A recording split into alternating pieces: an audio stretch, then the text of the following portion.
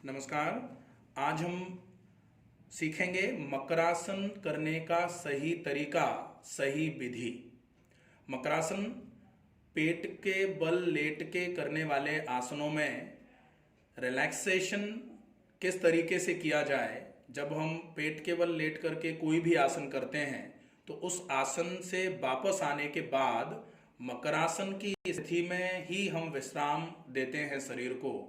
किस तरीके से मकरासन करने की सही विधि हम सीखें, उसमें आप पेट के बल लेटे हुए हैं, दोनों पैर बिल्कुल सीधे, दोनों पैरों की एड़ियां और दोनों पैरों के अंगूठे मिले हुए, दोनों हाथ चिन के नीचे रखे हुए हैं। दोनों पैरों को थोड़ा सा दूर दूर करेंगे, लगभग आधे से 1 फीट की दूरी दोनों पैरों के पंजों के बीच में बनाई। दोनों हाथों को चिन के नीचे रखा। एक तो ये तरीका है मकरासन करने का। और इसमें एक वेरिएशन होता है कि आप जब जैसे कोई आसन करके फ्री हुए हैं, रिलैक्स होना चाह रहे हैं, कमर में हल्की सी आपको अगर जकड़न लग रही है तो आप अपने दोनों हाथों की हथेलियों को चिन के नीचे रखेंगे और कोहनियों को जमीन पर लगाएंगे। कोहनियों को मोड़ते हुए कोहनियां जमीन पर और हथेलियां दोनों आपकी चिन के नीचे लगेंगी। ये भी मकरासन का ही वेरिएशन माना जाता है। अगर आपके पीठ में थोड़ी बहुत जकड़न लग रही होती है तो आप इस अवस्था में आकर के पेट के बल करने वाले आसनों में कोई भी आसन करने के बाद अपने शरीर को विश्राम की अवस्था में या स्थिरता की अवस्था में ले जा सकते हैं।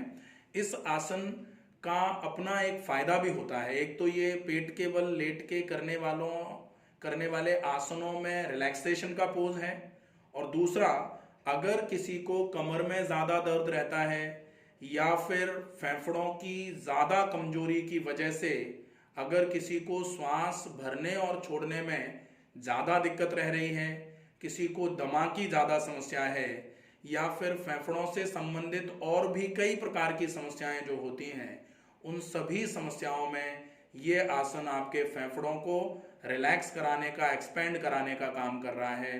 तो फेफड़ों से संबंधित समस्याएं और कमर की मांसपेशियों को स्ट्रेन से रिलीव कराने का काम कर रहा है। इसलिए ये कमर की जकड़न में भी बहुत इफेक्टिव आसन होता है। केवल एक ही अवस्था ऐसी है जब आपको इस आसन को नहीं करना है, वो है अगर आपने कमर में दर्द के लिए एमआरआई कराई है और एमआरआई में आपके कमर के लेवल पर L4-5 या L5-S1 में पोस्टीरियर डिस्क बल्ज अगर आ रहा है तो फिर आपको इस आसन को नहीं करना होगा। वहां इस आसन को करने से थोड़ा सा नुकसान होता है, तो केवल उस अवस्था में इस आसन को नहीं करना है। बाकी आप इस आसन को करके बहुत अच्छा फायदा कमर के दर्द में ले सकते हैं या फिर फेफड़ों से संबंधित समस्या में बहुत अच्छा फायदा होता है।